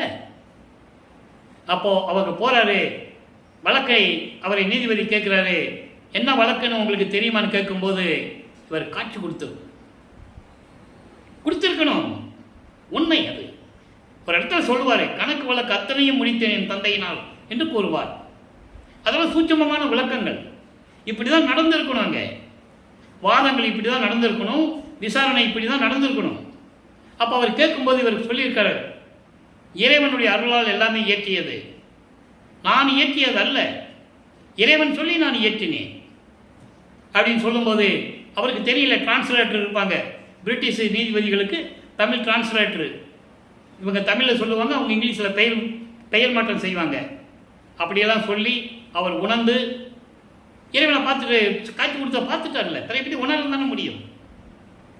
அப்போ இதை மறுப்பா என்று அறிவிக்க முடியாதப்பா, இது இறைவனால் இயற்றிய பாடல்கள் என்று நான் உணர்ந்தேன், உலக மக்களுக்கு தேவையானது திருவற்பாய் என்று சொல்லி தீர்ப்பளிக்கிறார். மறுப்பா என்று அறிவிக்க முடியாது என்று சொல்லி தீர்ப்பளிக்கிறார். அந்த தீர்ப்பை பெற்றுக்கொண்டு வல்லப்பமானவர்கள் தர்மசாலையிலே அமர்ந்து கொண்டிருக்கும் போது உத்தரஞான சிதம்பரம் மாலை உருவாகிறது. அந்த பாடல்கள் அற்புதமாக இருக்கும், அதையெல்லாம் நம்ம பார்த்துட்டோம். இங்கே பெருவழியிலே சூச்சமாக சொல்லுவார், சுத்த சன்மார்க்கம் எப்படி இருக்கு, இந்த உத்தரஞான சிதம்பரம் மாலை ஏன் உருவாச்சு, அந்த 10 பாடல்களை சூச்சமாக சொல்லுவார். இந்த பெருவழியில் தான் சத்தியஞான சிவ வரப்போகுதுன்ற விளக்கமாக சொல்லுவார். அப்போ அந்த நிலையில் இருக்கும்போது எப்படி சிவஞான வழியில் இருக்குதோ அதே சத்தியஞான சபையை இங்கே நிறுவனர். அதான் உண்மை. ஏன்னா மக்கள் அங்கே போக முடியாது, உலக மக்கள் இங்கே வரட்டும் அப்படின்னு தான் இங்கே நிறுவியது. இறைவனால் நிறுவப்பட்ட ஒரே சத்தியஞான சபை, ஒரே ஆலயம், ஒரே சபை இந்த பிரபஞ்சத்திலேயே வடலூரில் இருக்கின்ற சத்தியஞான சபை. மீதி எல்லாம் மன்னர்கள் கட்டியிருப்பாங்க, ஜமீன்தார்கள் கட்டியிருப்பாங்க, செல்வந்தர்கள் கட்டியிருப்பாங்க, வசூல் பண்ணி கட்டியிருப்பாங்க. இது அப்படி அல்ல. இறைவனால் உருவாக்கப்பட்டது மக்களுக்காக, சுத்த சன்மார்க்கத்திற்காக. அப்போ இந்த நிலையில் இருக்கும்போது உத்தஞான சிதம்பரம் மாலை உருவாகி அது விளக்கெல்லாம் பார்த்தோம். இப்போது நடராஜபதி மாலையும் சர்க்குருமினி மாலையும் பார்த்துக்கிட்டு இருக்கோம். இப்போ வல்லப்பமானவர்கள் 48வது ஆண்டில் இருந்து கொண்டிருக்கிறார், நெருங்கி கொண்டிருக்கிறோம். இப்போ இதை விட்டுட்டு மேட்டுக்குப்பம் போகணும். அது ஏற்கனவே ஒரு பாடல் விளக்கத்தை நான் சொல்லிட்டேன். மகன்கிட்ட வந்து அப்பா சொல்லுவார், எப்பா இப்படியெல்லாம் நான் அங்கேயும் இங்கேயும் அலைஞ்சிட்டு இருக்க முடியாது, நம்ம நிரந்தரமாக இருக்கிற மாதிரி ஒரு இடத்த பாருன்னு கேட்குறேன். பாட்டில் இருக்கு. அப்போ இவர் சொல்லுவார், நான் ஏன் பார்க்கணும், நீ தான் பார்க்கணும், நீ கூட வா. அருப்பஞ்சாண்டவரும் வல்லற்பவானும் எப்படி மேட்டுக்குப்பம் போய் அங்கே இருந்தவர்களிடம் எப்படியெல்லாம் நடந்தது என்பதை நம்ம பின்னால் பார்க்க போகிறோம். அவர் வந்து இடத்த தேர்வு செய்கிறாரு. மகனை சொல்லுவார், நீ தேர்வு செஞ்சுக்கோன்னு. அதெல்லாம் நம்மளால முடியாது, நீ தான் வந்து செய்யணுன்றவார். அது பாட்டை ஏற்கனவே ஒரு விளக்கத்தை நான் கூறியிருக்கிறேன். அங்கே மேட்டுக்குப்பம் போகும்போது நம்ம அந்த பாடலை விளக்கமாக பார்க்கலாம். இப்போது என்ன நடராஜபதி மாலையில் என்ன சொல்கிறாரு? நடராஜபதி மாலை என்றால் நீங்கள் உடனே சிதம்பரத்தில் இருக்கிற நடராஜன்கிட்ட போயிடக்கூடாது. அதுக்கு தான் இந்த மாலை, இந்த நடராஜபதி மாலையை உலக மக்களுக்கு அவர் அருளியது. இங்கே பூரா அருப்பஞ்சு ஆண்டவர் தான் வரும். தப்பு தப்பாக பேசி உலக மக்களை குழப்பி சிதம்பரம் நடராஜன் அவரும் இவரும் ஒன்று தான் சொல்லி உழப்பி விட்டாங்க. அதெல்லாம் கிடையாது. அங்கே போய் மகாவந்தனா சொல்ல முடியாது. அதேமாதிரி அங்கே இருக்கிற டீச்சர்லாம் இங்கே வரமாட்டாங்க, உயிர் போனாலும் வரமாட்டான். ஆனால் நம்மளால் போய் அங்கே பெருமையாக சொல்லுவாங்க, நான் சிதம்பரத்துக்கு போயிட்டு வந்தேன்.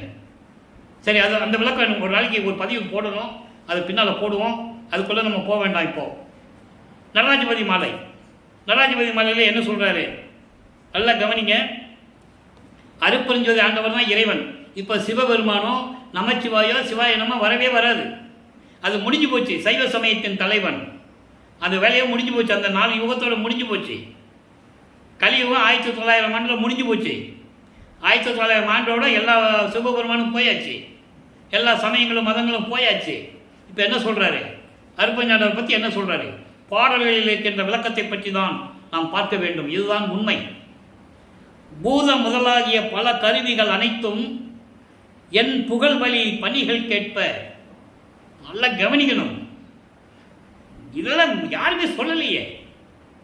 பூத முதலாய் கருவிகள், 5 பூதங்கள், நிலம், நீர், நெருப்பு, காற்று, ஆகாயம். அதனுடைய உட்கருவிகள் 60. உட்கருவிகள் 60 இருக்கு. நிலத்துக்கு 5 உட்கருவிகள் இருக்கு ஒவ்வொரு பூதத்துக்கும். அதே மாதிரி 5 25 சரியா போச்சா? வாயுக்கள் 10, நாடிகள் 10, இப்படி நிறைய இருக்கு. அப்படி நாடிகள் 10, வாயுக்கள் 10, கண்மேந்திரங்கள் 5, அகங்காரம் 3, குணங்கள் 3, வாக்கு 4, இப்படி 60 இருக்கு. அது வேற உட்கருவிகள். அதுக்கு பேர் தத்துவிகள் என்று கூறுவார் வல்லபெருமான் அவர்கள். அப்ப இதெல்லாம் நான் சொல்லுவதை கேட்க. என்ன சொல்ற பாருங்க. அப்ப வல்லபெருமானுடைய தகுதி என்ன? என் புகழ் வழி பணிகள் கேட்ப. நான் சொல்றதெல்லாம் அவங்க கேட்கணும். வல்லபெருமான் சோறு மட்டும் போட சொல்லலை. பசியாற்றுவது ஒரு கடமை, அது ஜீவகாரணியத்துடைய பரஜீவகாரணியம். அதுக்கு பின்னால் சொன்னதெல்லாம் மக்களுக்கு சொல்லணும் இல்லை அவர் யாருன்னு. 5 பூதங்களையும் அதனுடைய உட்கருவிகளும் நான் சொல்லுவதை கேட்க வேண்டும். என் புகழ் வழி பணிகள் கேட்ப. நான் சொல்லுவதை, என்னுடைய பணிகளை கேட்டு நடக்க வேண்டும். பொய்படா சித்திகள் அனந்த கோடிகளும் மெய்ப்பொருள் கண்ட சக்தர்களும். சக்தர்கள், சக்திகள் எத்தனை வகையான புகழாக இருந்தாலும் சரி, நான் சொல்றதை கேட்கணும். ஏதமர என் உள்ளம் நினைத்தவை நினைத்து ஆங்கு இசைந்து எடுத்து உதவ என்றும் இரவாத பெருநிலையில் இணைகுலா இன்புற்று இருக்க என்னை வைத்த குருவே. சொல்லிட்டாரா? இவர் யாரு? 5 பூதங்களையும் அடக்கி, அதே உட்கருவிகளையும் அடக்கி, இவர் சொல்றதை அவங்க கேட்கணும். சக்தர்கள், சக்திகள், முனிவர்கள், ரிஷிகள் யாராக இருந்தாலும் சரி. அதான் அகவல்ல சொல்லுவார்ல, மூவரும் தேவரும் முத்தரும் சித்தரும் யாவரும் பெற்றிடாயல் எனக்கு அளித்தனை. அகவல்ல படிச்சிருப்பீங்க, அருப்புரிஞ்ச அகவல்ல வருது. அப்ப சொல்றாரு, இப்படி குற்றம் நீங்க சமயங்களையும் மதங்களையும் மார்க்கங்களையும் நீக்கி என் உள்ளத்தில் இருந்து கொண்டு என்றும் எனக்கு என்றும் உதவி இரவாத பெருநிலையில் மரணமில்லா பெருவாழ்வில் வைத்து நான் இன்புற்று இருக்க என்னை வைத்த குருவே. சொல்லிட்டாரா? அடுத்து பாருங்க, நாதம் முதல் 2-3 வரை அந்தங்களும். நாதம் முதல் என்னென்ன? 9 நவநிலைகள். விந்து, நாதம், பரவிந்து, பரநாதம், திக்கிராந்தம், அதிக்கிராந்தம், சம்மௌனம், சுத்தம், அதீதம். இந்த 9 நிலைகளும் 2-3 அந்தங்கள். 2-3 என்ன? 2 × 3 6. 6 அந்தங்கள். கலாந்தம், யோகாந்தம், போதாந்தம், நாதாந்தம், சித்தாந்தம், வேதாந்தம். இந்த 6 அந்தங்களும் நலம் பெற, இதெல்லாம் வாழ வேண்டும் என்பதற்காக சன்மார்க்கமாம் ஞான நெறி ஓங்க, சமரச சுத்த சன்மார்க்க நெறி ஓங்க ஓர் திருவருள் செங்கோல் நடத்தி வரும் நல்ல அரசே. ஏன் இதை சொன்னாரு? இப்போ திருவருள் செங்கோல் வச்சு அவர் தான் நடத்திக்கிட்டு இருக்காரு. யாரு? அருப்பெருஞ்சோதி ஆண்டவர். இப்போ அதை மகன்கிட்ட கொடுக்கணும்ல. அதை தான் சொல்றாரு. திருவருள் செங்கோலாட்சி நடத்தி வரும் என் அரசே, வாதமிடும் சமய மதவாதிகள். தெளிவா சொல்றாரு. இதெல்லாம் மக்கள்கிட்ட உறுதியா சொல்லணும். வாதமிடும்னா வீணா போனவங்க. இந்த சமயங்களையும் மதங்களையும் மார்க்கங்களையும் ஜாதிகளையும் வச்சுக்கிட்டு வீணா பேசிக்கொண்டு வாதமிட்டு கொண்டு சண்டையிட்டு கொண்டு அப்படி இருக்கிற மதவாதிகள் பிறருக்கரிய அவங்களெல்லாம் அடைய முடியாத இறைவன் அருட்பெருஞ்சோதி ஆண்டவர் மெஞ்ஞான வடிவில் இருக்கின்றவர் மாமதியின் அமுத நிறைவே. மதி என்பது ஞானம் அறிவு, மாமதி என்பது மெஞ்ஞான அறிவு. மெஞ்ஞான அறிவு இந்த பிரபஞ்சத்தில் இருக்கிறது 2 பேர் தான். அருட்பெருஞ்சாண்டவர், அவருடைய மகன் வள்ளற்பெருமான், வேறு யாரும் கிடையாது என்பதை நான் பதிவு செய்ய கடமைப்பட்டிருக்கிறேன். எல்லா ஆதாரங்களும் உண்டு திருவருட்பாவிலே, யாரும் மறுக்க முடியாது. அப்போ இந்த நிலையில் இருக்கும்போது அமுத நிறைவே, மணிமன்றின் நடு நின்ற ஒரு தெய்வமே, எங்கே? சத்தியஞான சபையில், சிவஞான வெளியில் இருக்கின்ற சத்தியஞான சபையில் அருள் நடனம் செய்து கொண்டு திருவிளையாடல் செய்து கொண்டிருக்கின்ற இறைவனே, எல்லாம் வல்ல நடராஜபதியே. புரிஞ்சுக்கணும். நடராஜபதி வேற, நடராஜன் வேற. நடராஜன் சமயத்தின் தலைவன். இவங்களாம் ஒரு குரூப்பு. சிவபெருமான், நடராஜன், சொக்கநாதன் எல்லாம் ஒரு குரூப். அது ஓகே. இப்போ அதை முடிச்சாச்சு. இப்போ சர்க்குருமணி மாலையில் என்ன சொல்கிறார்? 98வது பதிகம் சர்க்குணி மாலை 23வது பாடல். 1ஆம் திருமுறையிலே 23வது பாடல் வடிவுடை மாணிக்க மாலை. 2ஆம் திருமுறையிலே எழுத்தரும் பெருமான் மாலையிலே 23வது பாடல். இந்த பாடலுக்கும் நடராஜபதி மாலையிலே 23க்கும் சர்க்குரு மாலை 23க்கும் எவ்வளோ வித்தியாசம் இருக்குன்னு இங்கே பார்க்கணும். இங்கே ஒரு இடத்துல நமச்சிவாய சிவாய நமன்னு வராது. இப்போ பாருங்க, சர்க்குணி மாலை என்ன சொல்றா பாருங்க. அறியாமல் அறிகின்ற அறிவனுள் அறிவே. அறியாமல் அறிகின்ற அறிவு எது? மெஞ்ஞான அறிவு. பிரம்மனுக்கு திருமாலுக்கே கிடையாதுன்னு சொல்வார் ஒரு பாட்டில். ஆமா, நாகாதிமனும் திரு நெடுமாலும் மெஞ்ஞானம் என்னும் மான்முக கண் கொண்டு காணாமல். மெஞ்ஞானம் இல்லைன்னு சொல்றாரு. அப்படிப்பட்ட மெஞ்ஞானம் அறிவுடைய இறைவனே, அடையாளம் அடைகின்ற அடைவினுள் அடைவே. அருட்பெருஞ்சோதியாகி சிவ அனுபவத்தில் விளங்கக்கூடிய இறைவன் அருட்பெருஞ்சோதி ஆண்டவர். அங்கே எப்படி சொல்லுவாரு? சமயங்களில் மதங்கள் இருக்கும்போது சிவபெருமான கங்கையை வச்சிருப்பாரு, திரைசந்தனில் கூடியிருப்பாரு, கழுத்தில் பாம்பு வச்சிருப்பாரு, இதெல்லாம் சொல்லுவார் இல்லையா? அது சைவ சமயத்தின் அடையாளம். அருட்பெருஞ்சோதி அடையாளம் என்ன? அதான் இங்கே சொல்றாரு. மெஞ்ஞான இருளுடைய இறைவன், அருட்பெருஞ்சோதியாக இருக்கின்ற இறைவன். அடுத்து சொல்ல பாருங்க, செறியாமல் செரிகின்ற செறிவனுள் செறிவே. செறியாமல் செரிகின்ற, அதாவது அடங்காத மனத்தை அடக்கி உள்ளத்திலே பரிபூரணமாக விளங்கிக் கொண்டிருக்கின்ற இறைவனை. திளையாமல் திளைக்கின்ற திளைப்பொரு திளைப்பே, பிரியாமல் என்னுள்ளம் கலந்த மெய்கலப்பே.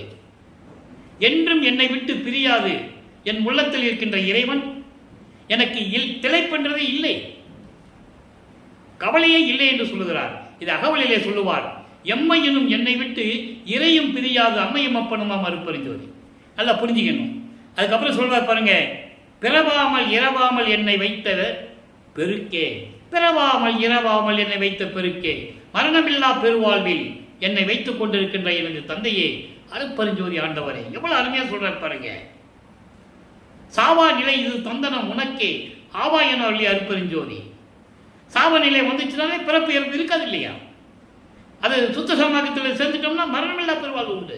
அதெல்லாம் ஞான சரியில சொன்னாரு. மரணமில்லா பெருவாழ்வில் வாழ்ந்திடலாம் கண்டீர் அப்படின்னு சொன்னார்ல. அந்த விளக்கத்தில் நம்ம பின்னால் பார்க்க போறோம். எங்கே? அங்கே மேட்டுக்குப்பம் போன பிறகு பார்க்க போறோம். அதுக்கடுத்து தரியாகி உணர்வரும் பொருளே. அதாவது தவம் இருக்கின்றவர்கள் கூட உணர முடியாத இறைவன். அப்படிப்பட்ட இறைவனே தனி நடராஜன் சொல்லிட்டாரா? தனி நடராஜன். அதான் சொன்னாரு. அந்த நடராஜன் இல்லப்பா, இவர் தனி நடராஜன், இவர் அருட்பெருஞ்சோதி சொல்லிட்டார். இப்போ தனித்திரங்களில் பல விஷயங்கள் சொல்லுவார். அதை முடிச்சுட்டு நம்ம அனுபவ மாலைக்கு போகணும். நேரம் கடந்து கொண்டிருக்கிறது. சொல்லுகின்றேன் பற்பல, நான் சொல்லுகின்றவெல்லாம் துரிசல்லவே, சூதல்லவே, தூய்மை உடையாது. நான் பல தடவை சொல்லிக் கொண்டிருக்கிறேன் மக்களே, நான் சொல்லுவதெல்லாம் குற்றமான செயல்கள் அல்ல, பொய்யானதல்ல, உண்மையை சொல்லிக் கொண்டிருக்கிறேன். எப்படி? வெல்லுகின்ற வார்த்தையன்றி வெறு வார்த்தை என் வாய் விளம்பாது. நல்ல வார்த்தைகளை தான் நான் சொல்லுவேன், வேற வார்த்தை என் வாயிலிருந்து வராது. ஏனா என் ஐயா விழுங்குகின்றபடியால், என்னுடைய தந்தை அருப்பஞ்சாண்டவர் சொல்லுகின்றபடியால் நான் சொல்லுகின்றபடியே நான் சொல்லிக் கொண்டிருக்கிறேன் என்றெல்லாம் சொல்லுவார். அதாவது இறைவனை பற்றி சொல்லி நான் சொல்வதெல்லாம் உண்மை, சத்தியம் என்று உலக மக்களுக்கு சொல்லுகிறார். இது உண்மை எது? உண்மை எது? உண்மைதானே. அடுத்து இறுதியாக ஒரே ஒரு விளக்கம், நல்லா கவனி. முதல்ல பாடலை சொல்லிடுறேன், அதுக்கப்புறம் விளக்கம். இந்த பாடல் எப்படின்னா இறைவனை பற்றி சொல்றதுதான். இறைவன் எங்க இருக்கிறார் அதை தன்னை மனைவியாகவும் இறைவனை கணவனாகவும் வர்ணனை செய்து சொல்லுவார். அதான் விஷயம், வேற ஒன்றும் இல்லை. முதல்ல பாடலை சொல்லிடுறேன்.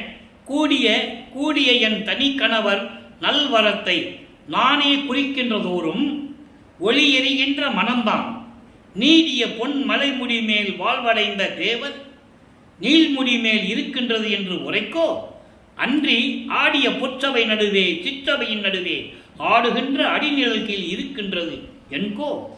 இறைவனுடைய அருள் எப்படி இருக்கிறது சொல்றாரு. வேலவிடன் குழலாய் என் இறைவரை கண்ணுற்றால், என் இறைவனை கண்ணுற்றால் என் மனத்தின் சரிதம் அதை யார் புகழ்வார்?